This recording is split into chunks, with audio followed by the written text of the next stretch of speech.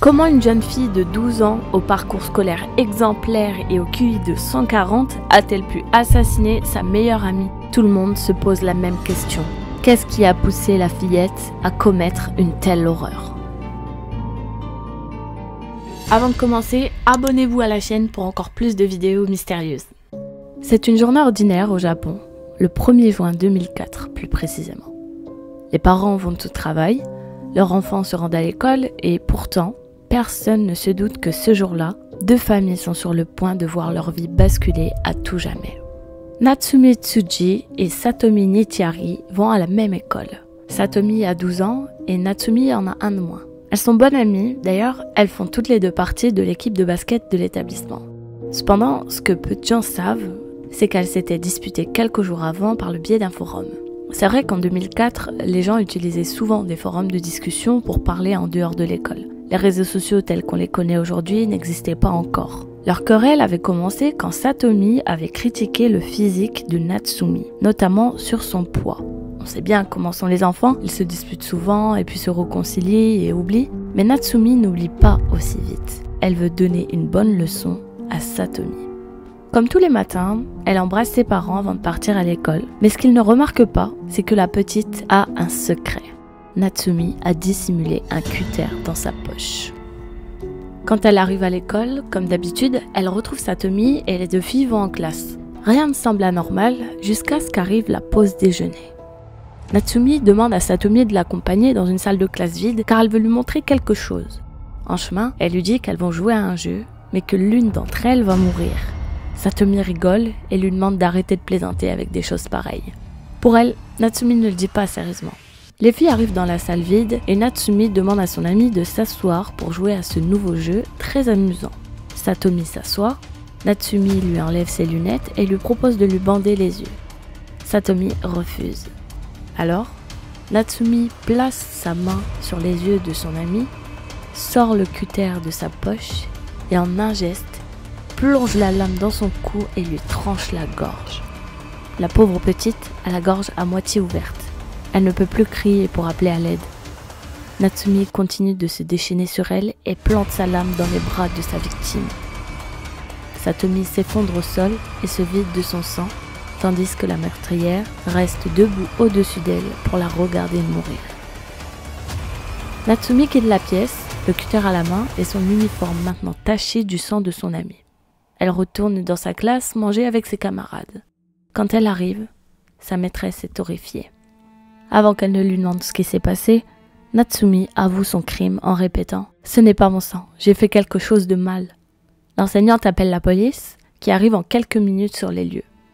Personne ne pouvait croire ce qu'il venait de se passer. Pour le Japon, cette histoire est inédite. Déjà que le pays connaît un taux de criminalité très bas, qu'un meurtre se déroule dans une école et dans une salle de classe, c'est du jamais vu. En attendant que la police arrive, l'enseignante avait appelé les parents de Satomi pour les prévenir que leur fille avait été blessée gravement. À ce moment, on ne savait pas si Satomi allait survivre. Son père arrive sur les lieux, mais malheureusement, ce sont les secours qui lui annoncent que sa fille n'a pas survécu. Ce pauvre père de famille avait déjà perdu sa femme quelques années plus tôt à cause d'un cancer et il élevait seul ses 3 enfants. En parallèle, la police interroge Natsumi et l'arrête.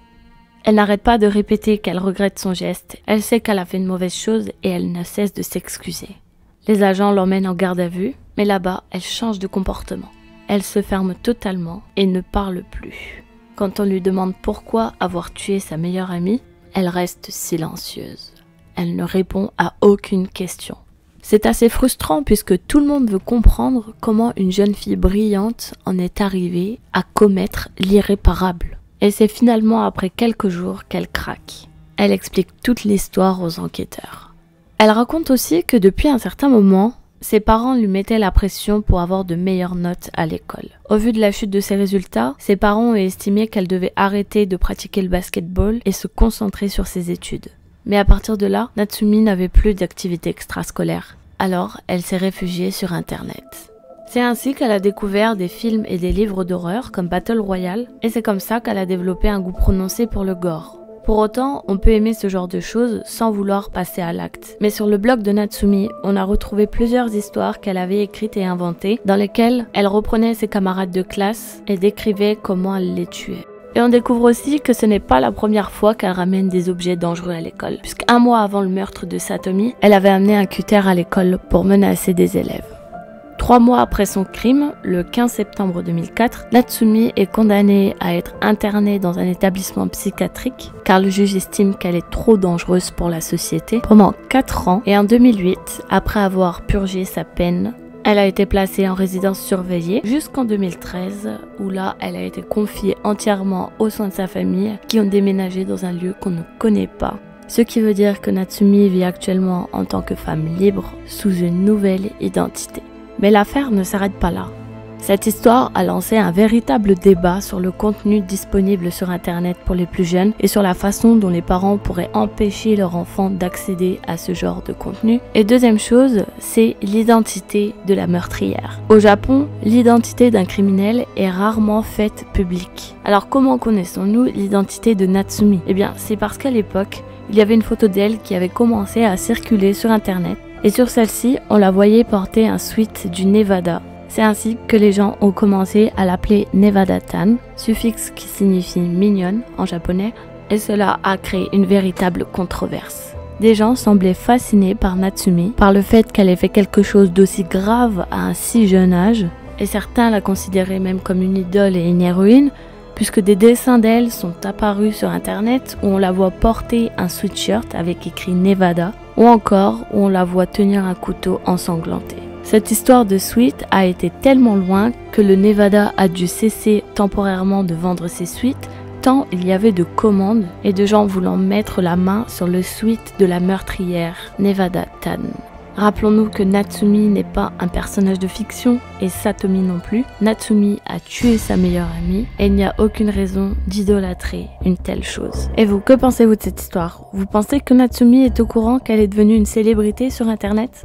En tout cas, si tu as découvert une nouvelle affaire avec cette vidéo, alors abonne-toi, rejoins le Discord, je mets le lien ici et en description et on se dit à la prochaine histoire. Ciao!